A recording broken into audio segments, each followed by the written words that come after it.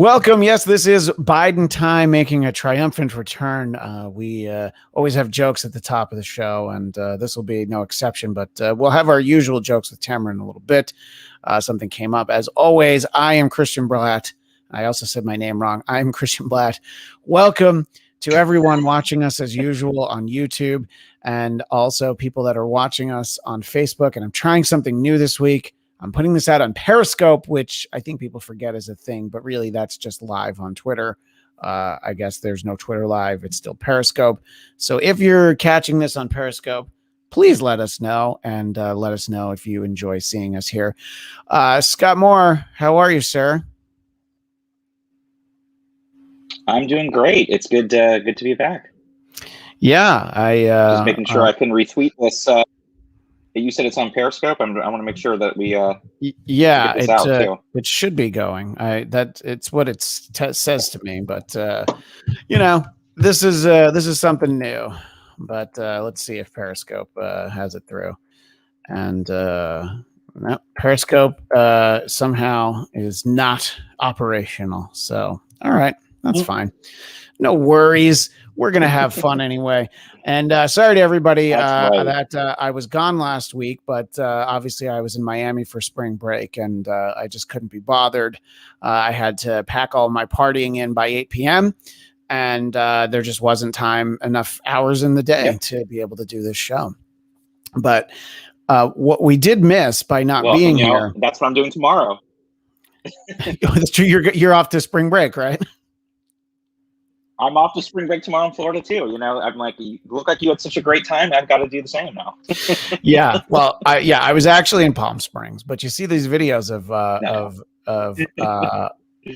you see these videos of Miami in particular, but just spring break in Florida in general. And they should be handing out shirts or I don't know, something that just, maybe little face masks that ironically say what pandemic ? I was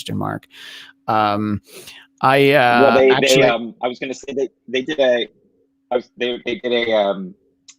cold open and the tease on SNL was all about spring break in Florida. And as somebody who has gone and is from Florida and did many spring breaks in Florida, pandemic or not, it's like I start thinking about it in the past and thinking like, ooh, there could have been some use of sanitizers and masks generally at spring break without that's what I was talking about. Like, ooh, yeah, when I took the kids to the San Diego Zoo and they had added all these new hand sanitizing stations, I'm like, well, why weren't these always here? Like these are things that we should already have. Also joining us back from spring break is our friend Tamra Brown. Hi, Tamra. Woo! Straight from the beach. Sorry I'm late. Right. That's right. I was joking to a friend of mine who actually had to go to I think he went to Miami actually for a bachelor party, and the joke was that it's Florida, so they should give you a shot for the vaccine on the way into the state, and then the STD shots on the way out. Maybe we talked about that on our last show, but I think you see the videos and you're like, hey, this isn't really. There was a joke, but it's not a terrible idea. Speaking of jokes, we'll get to some jokes in a moment, but just a little something that happened while we were gone.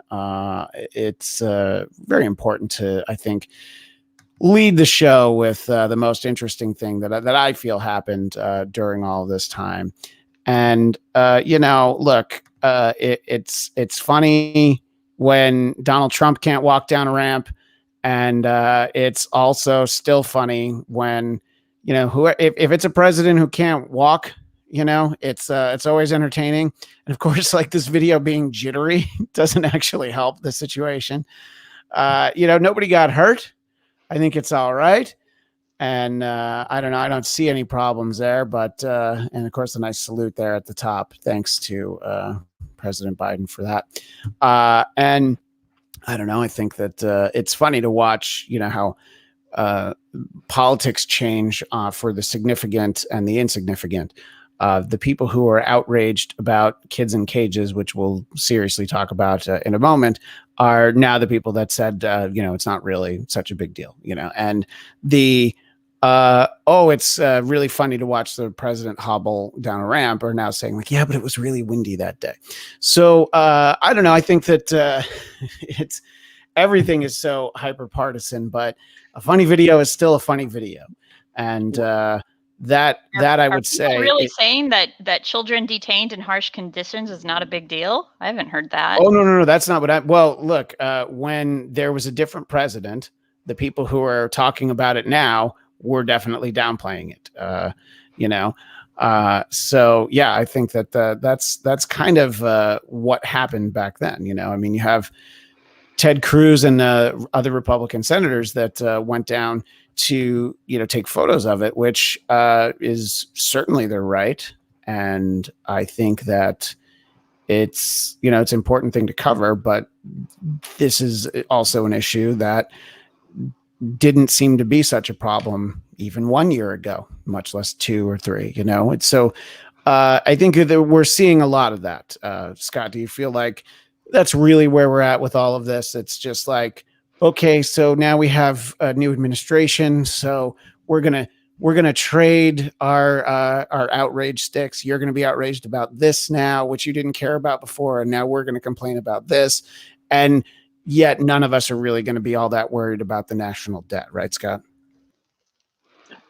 Absolutely. I mean, and this has been going on way before hyperpartisanship. I mean, even when things were less hyper, but still partisan, whenever administration would switch, and everyone's made fun of the president and his gaffes, not just Biden. I'm just going back. I mean, even before my time, not much before my time, but the whole thing with even Gerald Ford, and that was like the big thing when he would always fall and trip, and there was a lot of videos of him falling down the stairs as well, Air Force One, and it's something that people have made fun of ad nauseum, is kind of making fun of a president, and doing this fake outrage to some degree. It's just now we're at a whole new level, because now, like we've talked about on this podcast many times before, it's not just the local newspaper or the New York Times, the LA Times, or the ABC, CBS, or NBC. Now you have such specific entities now that you can just stay in your echo chamber that are just going to continue to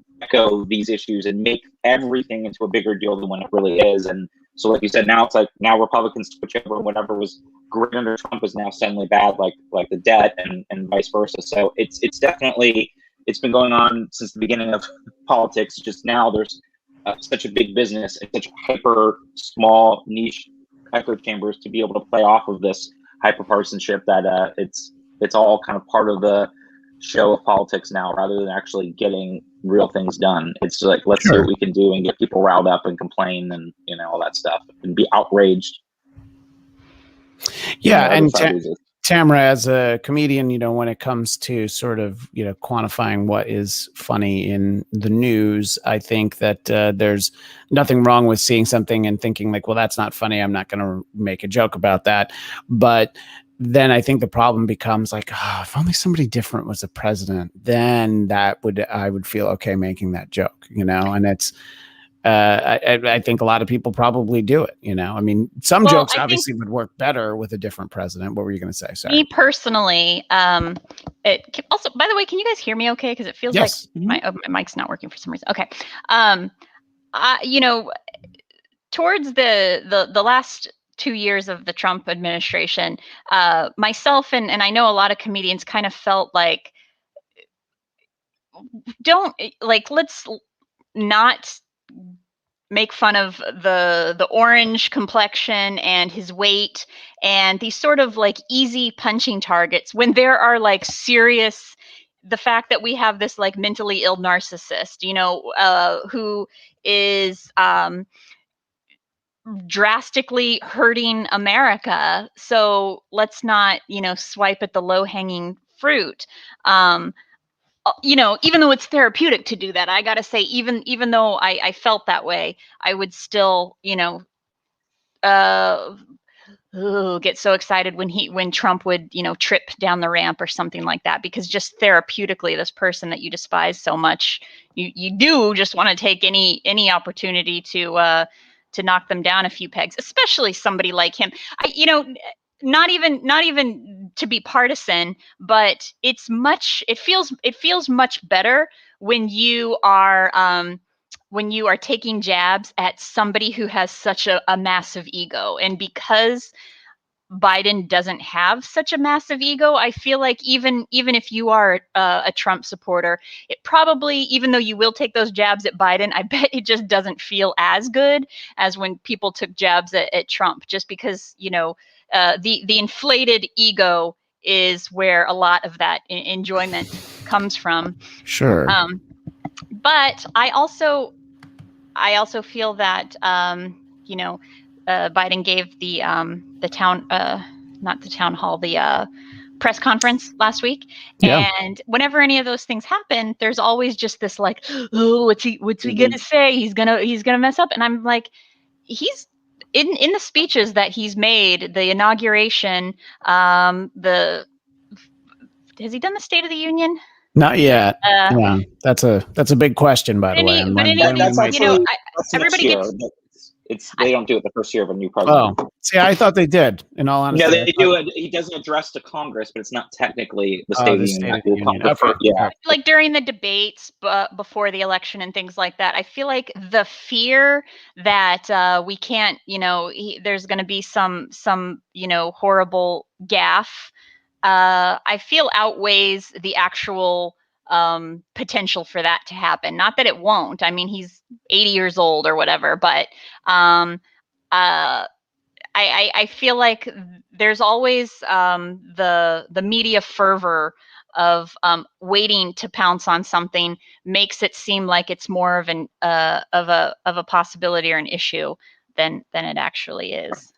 Well, and there's actually been, and you bring a good point, because there's been a lot of discussion about that. The fact that everyone's so used to Biden being the gaffe machine, and there were some articles, even in the LA Times over the weekend, talking about that and how he's gotten to a point now where he's sort of gotten that under control. Like they were saying, like even some of his staff members were worried about how this press conference was going to go. And it's really, they even said like he's almost the most disciplined he's ever been when it comes to gaffes and being able to speak and keep his answers short. And that he's done a really great job at keeping that at a minimum, because I think he knows, like you said, more than anybody, being 78 years old and that being the oldest elected president, that's going to come up regardless, and that's their thing. So it's like he has to almost be more disciplined than anybody in general. And they're just saying that, maybe there is something to be said about someone that has a lot of experience in government, and they had mentioned that he's got the most sort of congressional experience in working with those folks since LBJ. And even though he hasn't gotten any Republicans on his side, he has good working relationships with some Republicans, and being able to be disciplined with his gaffes has really helped him. And obviously the bar is pretty low, unfortunately, after Trump, that it doesn't take much for him to look, very presidential and smooth in comparison to Trump anyways. But they did bring that up, and that's interesting that you mentioned that, is that he's kept off of the gaffes and he's kept disciplined. And also that press conference, he got a little salty, which I thought was entertaining too. Mm-hmm. Mm-hmm. Yeah, and there was a lot of focus on the fact that he had these cheat sheets, but I'm pretty sure everybody has those like little policy briefs. And there was one of like, it had a picture of like who everybody seated in the room was, and I'm like, well, that answers a question for me. I'm like, whether it was Obama or Trump or anybody, I was like, how do I remember who everybody is? I mean, other than when Helen Thomas used to sit in the front row, that you didn't need a picture and a name of that, but that's right. You knew who that was. But and then I'm like, oh, because they cheat, okay. And I'm like, yeah, it's fine to have your points on your issues, because then the argument would have been like, oh, why didn't he have like like a talk show host has little blue index cards to help them with an interview. So the president certainly should have that. And that was so I didn't actually see that in real time, and I've only seen clips of it. But to me, it seemed like the press conference, it's like, well, if you're looking for things to talk about negatively about Biden, you probably found a couple, but you also didn't get your home run of it. But the narrative, I didn't like that. I'm sorry, I didn't mean to interrupt. I didn't like, he did take more opportunity than he has in the past to sort of gloat a little bit. He did. I didn't write down like specifically what he said, but there were a couple points where he said things that Trump would do. Like he specifically said, my predecessor wasn't good at this, and I've already done this. And I thought to be that gloating is sort of not really his style. That's sort of something that was the precedent by the previous president, and it's sad to see that that's making its way into the norm. Yeah, I mean, it's probably more that it shouldn't be his style, but let's be honest, it's all of our style to be able to do that in a moment where we're like, oh, I'm going to probably feel better about this. At least it's certainly my style. But yeah, I think that it's a lot easier. But I don't think previous presidents, Republican or Democrat, did that blatantly before Trump. No, I mean, I think that obviously, when you're campaigning, it's one thing, but when you actually take over, I think the easy thing for Obama would have been to blame everything on Bush. And please, in the chat, especially Storage Yard Resident, if that's what happened, I'm sure you'll be able to point that out to me, but it's not the way I remember it. But what do I know? No, they didn't. And it used to be the President Club. It was a very elite club. Obviously, there was not very many men in this group, and so they always kind of did help each other and have each other's backs in the past, and they just wouldn't talk about their predecessor as a general standard until it got later. And obviously now after Trump, everything was kind of thrown out the window, and then Obama went after his successor and big time. So that is kind of a sad thing, because it used to be they would help each other, Republican, Democrat. It was always like, okay, they were in this club together, and there was a standard of like, okay, once the election is over, it's time to focus on the business at hand and not trash your previous occupant of the White House. And most of the time it was, someone who was leaving, who'd already been there for 2 terms, especially in the modern times. So it's not something they're used to. It's usually like, okay, that president's done. It's not like they ran against them and beat them. So even in this case, it is a little bit unusual, because Trump did lose as an incumbent the first time in 28 years. And it's in modern times, it's a rather rare thing. So the dynamics are slightly different. And there will be a little bit more of a comparison, I think, for Biden to Trump. Again, the bar is very low, but when you beat an incumbent, there is a little bit more pressure to be like, okay, have things changed for the better, because we obviously fired this previous occupant. We did not give them the opportunity for re-election. Will things get better? And, for better or worse, a lot of people thought that with Clinton. And once Clinton won, and then he won re-election by a very big landslide in '96. So, it's something that is more judged upon than I think than a predecessor who served 2 terms and was not running, again, obviously. So there is a difference. Yeah, I think that the blueprint for this should be, both as ex-presidents, but sort of the blossoming bromance we had between Bill Clinton and George H.W. Bush, sort of like that they were out, like, promoting causes together. And I'm like, yeah, that's what we want. We want it like that. And by the way, God bless Jimmy Carter. The 2 guys after him are no longer with us, and he's still hanging on because he didn't go to the inauguration. 96 and a half years old. I know. It was a lot of like, oh, Jimmy Carter won't be at the inauguration. I'm like, well, yeah, he shouldn't be anywhere other than in his house, He was president when I was born, and he's still kicking. And it's he's had the longest post-presidency of anybody. And he's 96 and a half this week. So it's pretty, and by the way, impressive. Could still serve another term. So, so 2024, 100 years old. Yeah, let's get him out here. A comment that is reminiscent of someone who we used to always have on with us, and I miss her dearly, made me think of this. Ren Elizabeth. It's still so crazy to me that Biden is president, and everything he's doing, Bernie would have done 100 times better. The one thing I'll say about that is, yes, you're absolutely right. He would have definitely run up the deficit 300 trillion instead of 3 trillion. So yes, Bernie absolutely would have done 100 times more of what Biden is doing. Except, of course, there is the more likely fact that I was saying a year ago that I just couldn't imagine Bernie Sanders winning. But I was also, 13 months ago, I was not saying, but a year ago, I was also like, well, yeah, but Joe Biden ain't going to win either. So, a lot can change. But that's true. Yeah. I think, Trump ran up the deficit to an insane degree as well. So if the deficit is going to go sky high, I would rather it because we're giving relief to some low income families rather than, more tax loopholes and corporate write-offs written into our tax codes. Well, you only feel that way because you were jilted by your oil baron fiance, and you don't get to rein in on all those potential tax breaks you would have, all that sweet oil money that would have been pouring in. But I do understand where you're coming from, Tim. I am an 1890s heiress and the Industrial Revolution. But everything went to shit when you let them unionize. Michael B., I always thought that when Obama took over, things were a lot worse than it really was to me, and he's black, so don't worry about it. Obama was way too soft and too nice. We needed someone who could lead and call out the assholes who got us into that mess. I think that Obama definitely had a very calm demeanor, especially in contrast to what followed him. But I think you can feel how you want about his style in politics, but I don't think that George W. Bush was particularly brash. He had moments, but just in general, I think he was, fairly even keeled. It's just maybe you didn't like what he was actually doing. In any case, and a very important from my friend Eric Connor. On topic, Scott, I have the same Darth Vader figure carrying case behind me, which I also have in my basement. So, Tamra, you're the one who's left out. You don't have the super cool Darth Vader action figure carrying case. So you don't have oil money and you don't have a Darth Vader carrying case. Love it. So worth about the same, I imagine. Yeah, pretty close. Yeah. And a great point. I wish Eric says, Michael, I wish Obama fought dirtier to get a Supreme Court pick a seat. I think no matter what he did, they just weren't going to have hearings for Merrick Garland because Mitch McConnell didn't need to.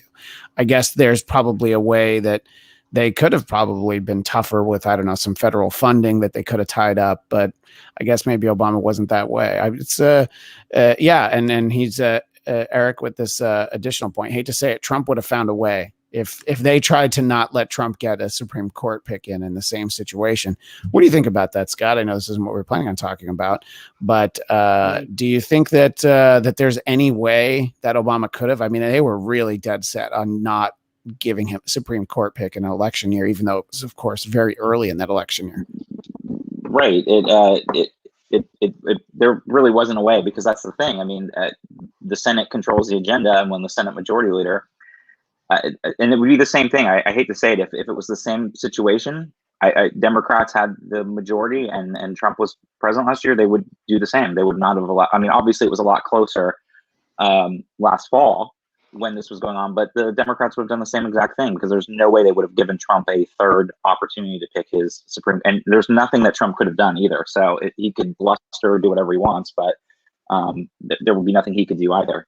That's part of the power that the Senate has, and they failed in that power, obviously, and that responsibility. And it's part of the reason we are where we are now. We've talked about, Harry Reid opening that door, but Mitch McConnell just blew it all down. And that's a problem. And he's going to have to pay for that in the future, knowing that if the filibuster goes away and other things, that's partly because of Mitch McConnell and his tactics. But yeah, no, it would have been the same way. There's not much Obama could have done. And it was, a bad situation that set a bad precedence for the future, for sure. Yeah, and I think that I don't know. What do you think, Tamara? Wasn't that long ago? Was Obama too nice? Did he not? Was he not willing to play dirty? I think he could have tweeted some of those low-hanging joke fruit that I was just previously talking about. He could have slung some no-chin comments at McConnell over Twitter. That probably would have helped Merrick Garland get nominated. Well, and keep in mind that a lot of people point to the 2011 White House Correspondents' Dinner as the main reason Donald Trump ran for president, because he was first eviscerated by Seth Meyers, but then Obama just gave it to him, and it was so funny. I mean, I was, producing and co-hosting a daily radio show with Dennis Miller at that point, and he was no fan of Obama, but he said that he crushed that. He just killed in that room. It was so good. And then, of course, the next day we find out that while he's delivering this, this A-list, A-level, comedic performance, he knows that SEAL Team 6 is offing Osama bin Laden. So, I think that's kind of a moment of, where Obama was capable of a lot, but maybe a lot more of it happened. He was an extraordinarily skilled, gifted public speaker, just Sure. extremely charismatic. Yeah, which is something that you can't really say for Biden. I think that he is capable enough. You know, it's a lot of like perfunctory things. I think that he has a calming influence, and I don't mean it as a dig, but there is like a calming, like grandfatherly presence. You know, and you've seen that when he's like spoken with kids. You know. So I think that it's just very different styles, but you know, I think that there weren't people clamoring for Biden after Obama, but then after 4 years of Trump, it was like, yeah, kind of more like that. Is that something that we can get? And my friend Lynn B in the chat saying that Obama's burn was funny and right on. And she also says, hi, Lynn. thanks for joining us. Anyway, so we deviated a little bit there, but I always think it's relevant to, you know, talk about all these things in the context of where they were. And I don't know, I think that you know, early in the Obama administration, there was this feeling that, you know, oh, how are we going to make jokes about this? There's just nothing funny about him. And you found pretty quickly that there were plenty of things about Obama that were funny. I mean, not the least of it, which was the fact that despite what he told you, he never stopped smoking. You know, I mean, that was always funny to me that, you know, you'd catch these like drone photos of, it's not really, I'm exaggerating that, but, you know, he never really quit. And I'm like, that's cool. You know what? It's fine. You know, don't smoke on camera. That's bad for the kids. But I don't know, it humanized him in a way. And I'm like, good, that's all right. So, you know, I think that they're trying to maybe figure out Biden a little bit. And I don't know, that he's just not as funny as really, I don't know. I mean, as George W. Bush and Clinton were sort of like, you know, ripe for, you know, an SNL parody. Or what if Biden was a smoker? What if a photo comes out, you're gonna get more? I'd be a little worried just because of how old he is. That's, you know, would he be smoking in one of those little trig boxes, you know, that he's just covered up with I mean, not new. He's not picking up smoking at 78 years old. I mean, we're finding out that he's been a smoker. What if that were the case? Maybe his New Year's resolution was to try something new every day. And on January 20th, he just thought he'd try president. And then he got, yeah, exactly. He's what are these raspberry tubes all about? Let me give it a shot. So something that we this is a great point from Eric. Champ and Major are smokers, so that must be the reason that they were sent back to Delaware. But hopefully, we get to see them again. So we mentioned it in passing, and you know, I think that there is, of course, an ongoing problem at our southern border, which was there, you know, obviously. Well, it's ongoing, but the current problem, I would say, was certainly there during the Obama administration.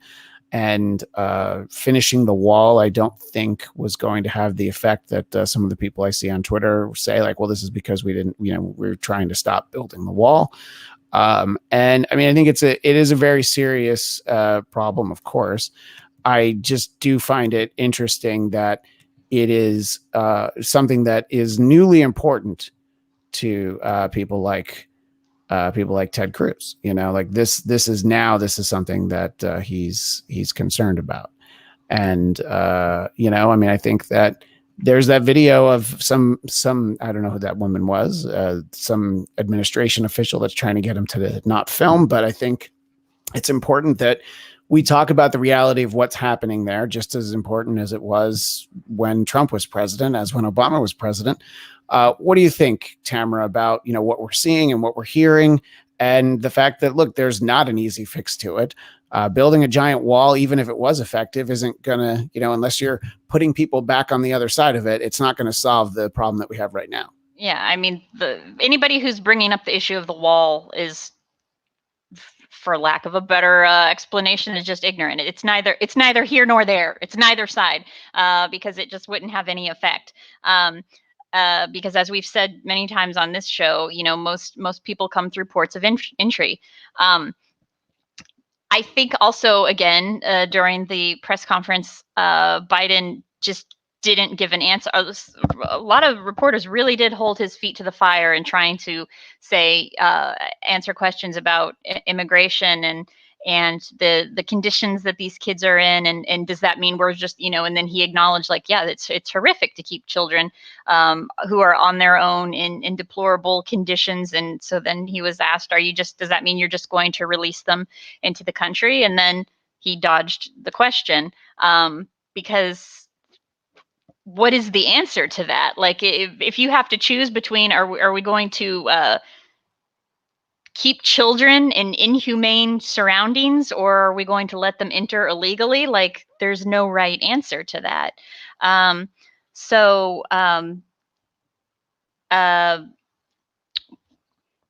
What I don't really know. I mean, there were just, it's a complicated issue, and I don't Certainly even know is, what is the right thing to do. I also, I think what was alluded to by Biden during that press conference is acknowledging that we need to address the root causes of immigration, why so many people are going through such harsh conditions to all to get here from Central America. And I also liked that Biden acknowledged, like, nobody wants to leave where they come from. Like, nobody wants to leave their homeland. They leave because they have to, because they're in dire straits. Nobody is making this treacherous journey just so they can go to Disneyland. It's because they're in dire situations. And so I suppose making not just addressing the root cause, but making that more of the conversation, rather than stopping these people from entering how are we going to stop these people from entering the country is what 90% of the conversation is all about. If we shifted that to more of the conversation to addressing the root cause of what is making these people leave their homes in the first place.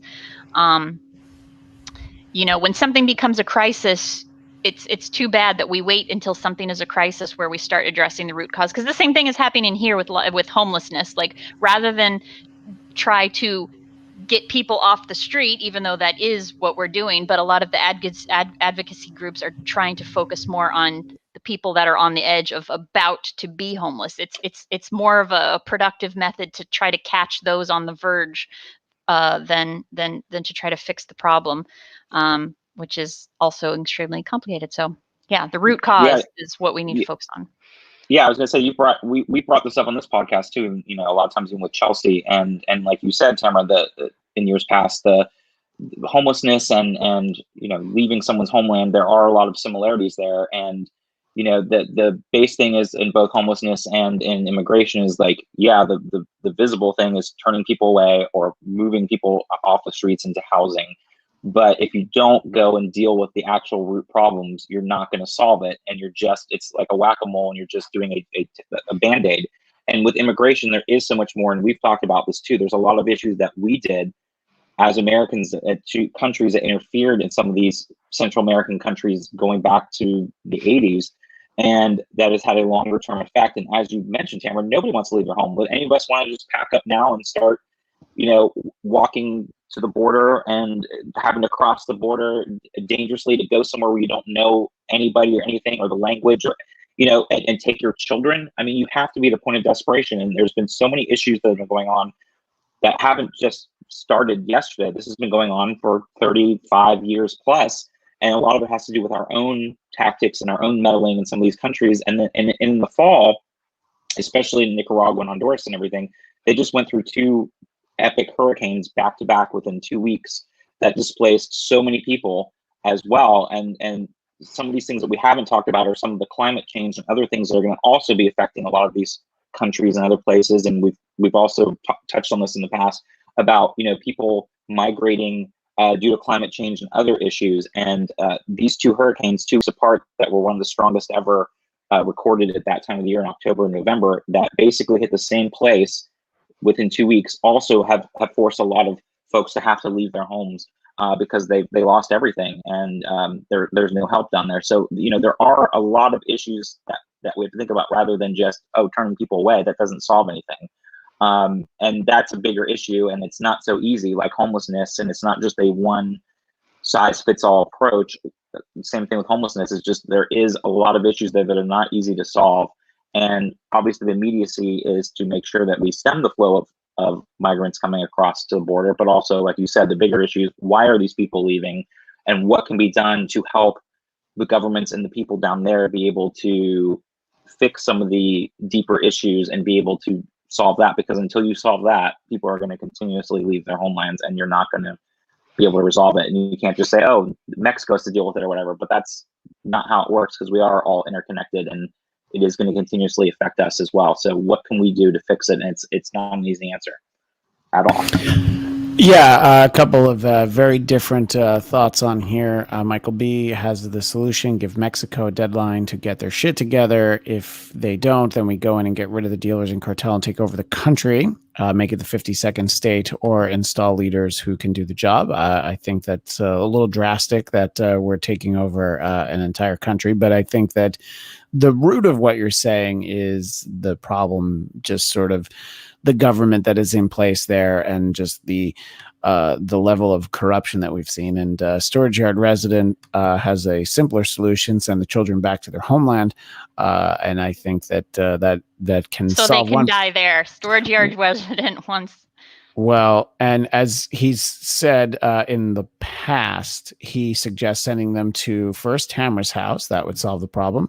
But Welcome, or also sending them to Scott's house. He can get them to vote without ID.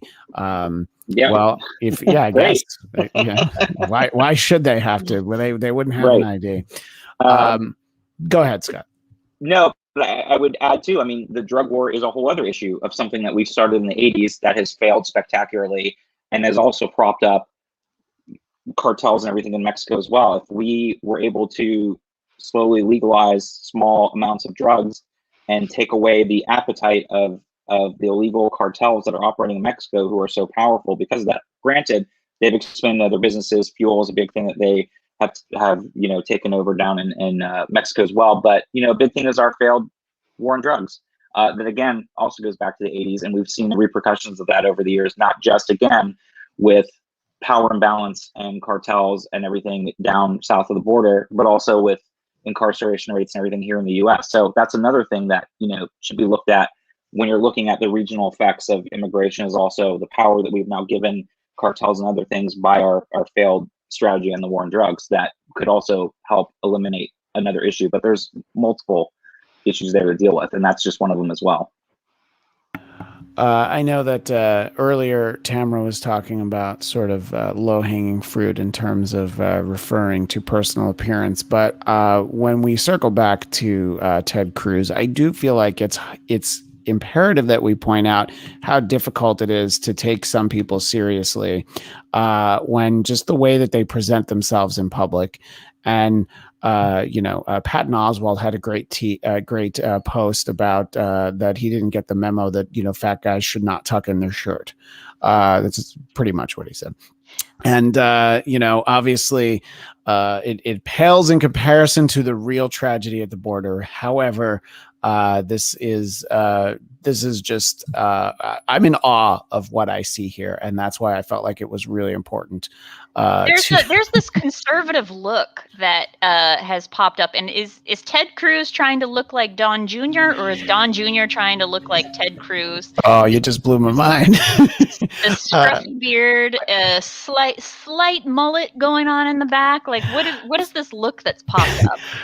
I did see a great caption to this specific photo, which was, that's where I took my family when we didn't have any running water in my town.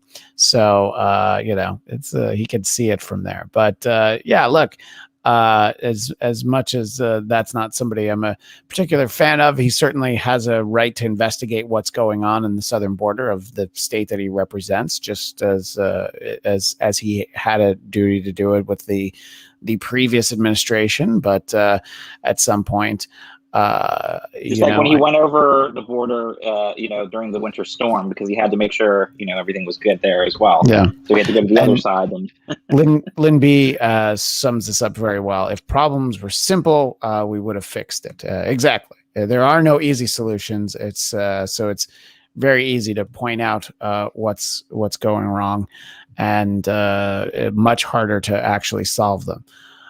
So I don't quite know where we are, and I think that, for any questions you might have about the way that he attempted to solve it, clearly President Trump also knew it was a problem. I think if you trust his memos, he had already fixed it by the time he left. He had fixed the situation there, and then Biden went and ruined it, which is great. I don't know how much you've seen of the memos that the former president is putting out, but they are what would have been tweets if he hadn't been banned from Twitter. And I think there's something more preposterous about it, that it takes time to release it as a press release and, make somebody, probably type it up for him. Just to circle back on something again, Michael B., the war on drugs was just an illusion. The U.S. needed folks to buy the drugs to fund their various operations around the world. If we wanted to, we could take the country in a week. I do think there would be repercussions, and if we stormed into Mexico and tried to take over, I think the rest of the world probably, well, not all of it.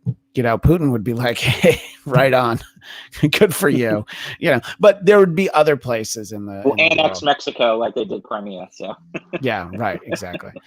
And yes, Lynn, Ted definitely has a pooch. That's what I was calling. But yeah, he has that camera, and he should be calling attention to something. It would be helpful if he could also come up with a fix for it as well, or at least try and help. He doesn't have to fix it. He can try and constructively offer some solutions here. I did want to talk about the voting legislation that's passed in Georgia.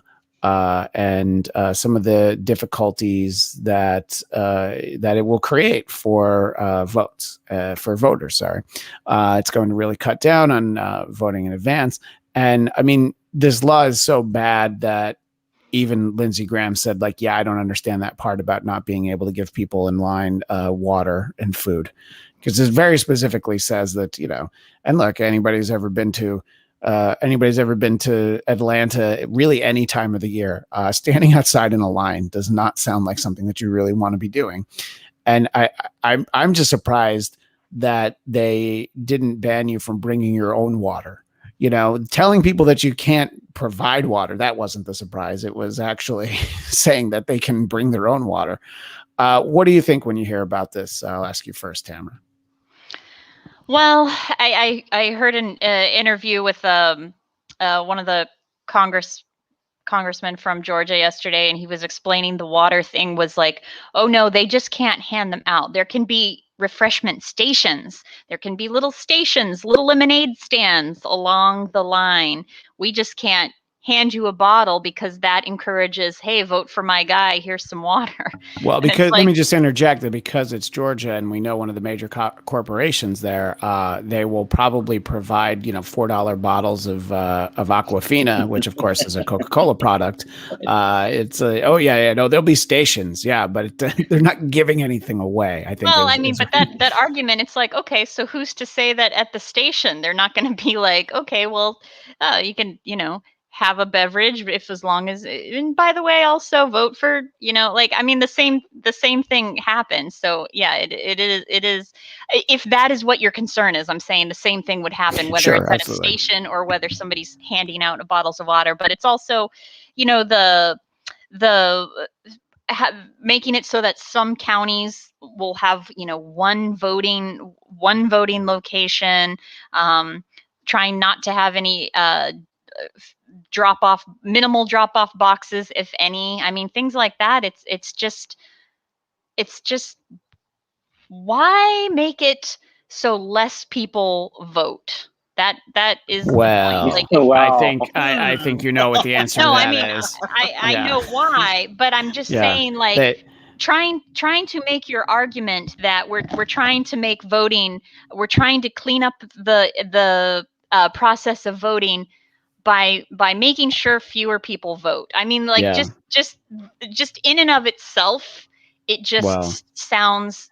It's not fewer people. Like if they saw a screen grab of the three of us in these boxes, they'd be like, well, no, they can still vote. Yeah, we want them to vote. It's people that don't look like us or who they're trying to, you're not even trying to disenfranchise them. You're just making it very difficult, much more difficult, because they saw the numbers that they turned out in.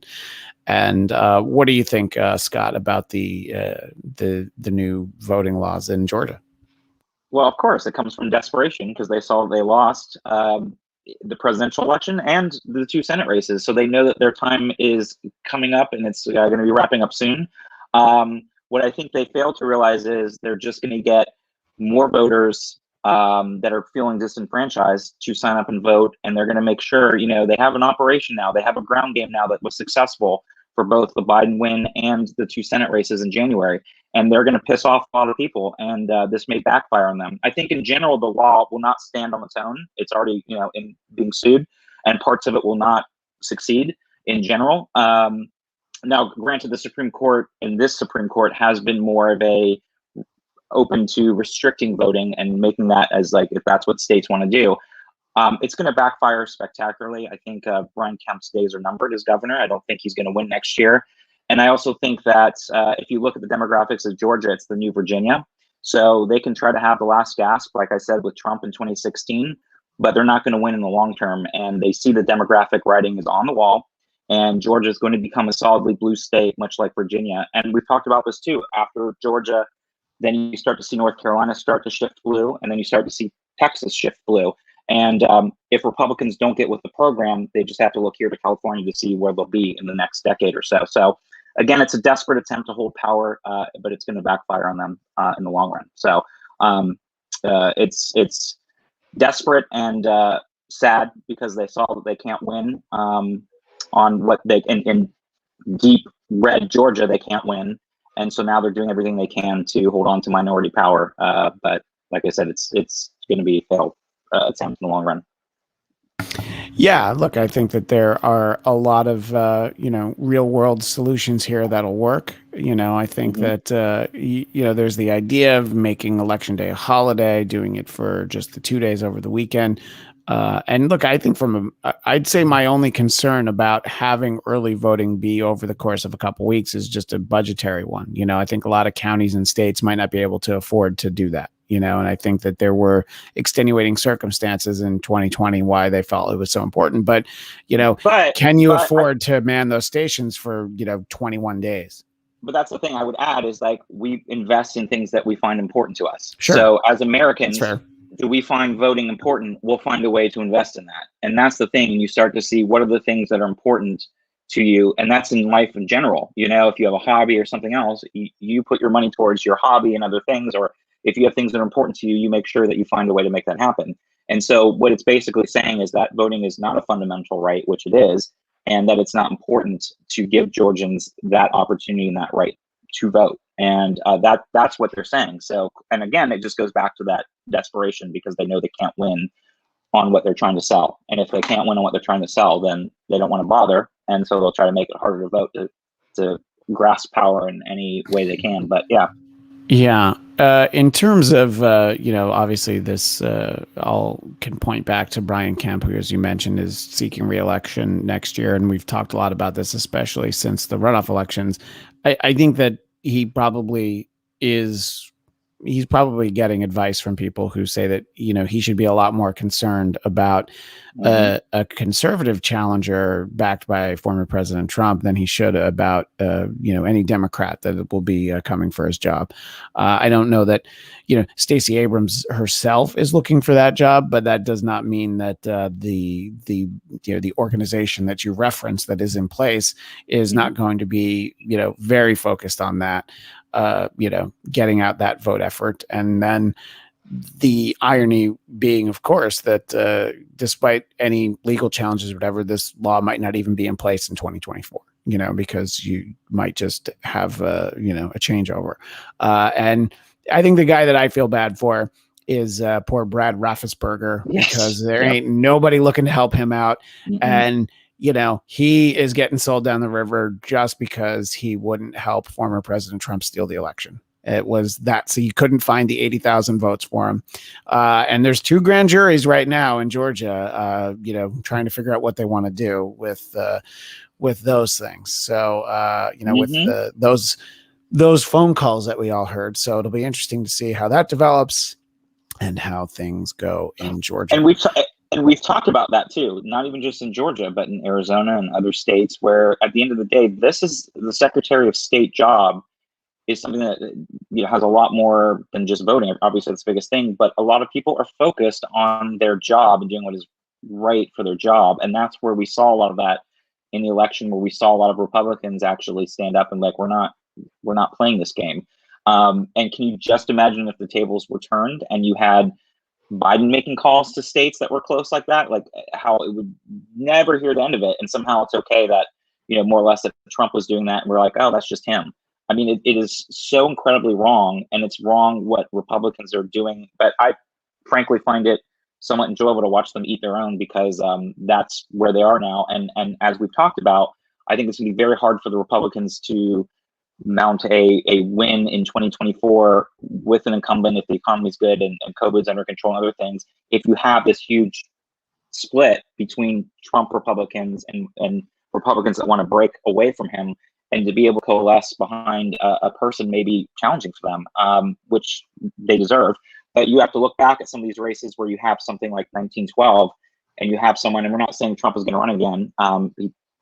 Who knows if he'll be even capable of doing that. But if he has an influence still, you can see where a third-party candidate could come out and steal votes away. There could be a spoiler maker. There's a lot of things that could happen. They're going to make it difficult for Republicans if they don't figure out what their future is going to look like. And if they want to go down that path with Trump, then again, they can look to California to see their future. Yeah, and I don't know that former President Trump is going to run again, because as we saw over the weekend, he's a professional wedding crasher now. So I don't think that he would trade in that life for anything else. We were unable to get to our jokes at the top of the show, so we'll close things out with the jokes. But before we do that, I wanted to give everybody a chance to promote themselves. Scott Moore, thank you as always. Where can people find you? You can find me on Twitter at sman80. That's sman80. And very limited interaction of late with Minority Leader Mitch McConnell. Yes. Because he's the Minority Leader, it's just not as fun to talk to him. It's not as fun, but also, as you know, I was in North Carolina for 2 months on a really long project, so I'm slowly getting back into it. But now that I've wrapped that project, but yes, it's partly that too. And Tamra, I know that your social media of choice is TikTok these days, correct? Yep, but you can also find me at Hey Tamra, like it says in the screen there, on TikTok and Instagram, and Hey Tamra _ on Twitter. Well, thank you. And of course, you can find me at Christian DMZ. And if you're watching on YouTube, or if you're watching somewhere else, head on over to YouTube and subscribe to the Blattcast YouTube channel, the Blattcast Entertainment Network. We have this show. We talk about Marvel. We have the Blattcast as well, which is a little bit of everything. So you can find all those shows here. But all of that being said, that's 52 minutes or 53 minutes of ado out of the way so that we can deliver the funny. And now we very awkwardly transition into the jokes. Amazon is investigating unnecessarily antagonistic tweets from their official account that were targeted at Bernie Sanders and Elizabeth Warren. Amazon insiders now question whether it was a bad idea to hire a social media manager whose only previous experience was being president of the United States. Bernie Sanders picketed over the weekend with Amazon workers fighting to unionize in Alabama. Even though Bernie was actually there, someone still photoshopped in that image of him in mittens. Pope Francis says the devil is taking advantage of the pandemic to sow distrust, desperation, and discord. Makes sense. He's probably been bored ever since he got laid off from Ticketmaster. Ticketmaster. Eric Trump's wife, Laura, has been hired by Fox News. Laura's hair is a slightly darker shade of blonde, so she was probably hired for diversity. North Carolina. Glad Scott liked that one. North Korea launched 2 ballistic missiles last week, one to demonstrate their weapon strength and the other to celebrate Kim Jong-un breaking his hot dog record. The ship that was stuck in the Suez Canal has been freed. Until things start flowing like normal, the Suez Canal is going to restrict its intake of ships transporting cheese. And finally, Krispy Kreme is offering a free donut when you get vaccinated. The offer is only for people who've been vaccinated because they're giving out the donuts that have already been licked. Thanks, everyone. We'll see you next week. Bye-bye. Bye.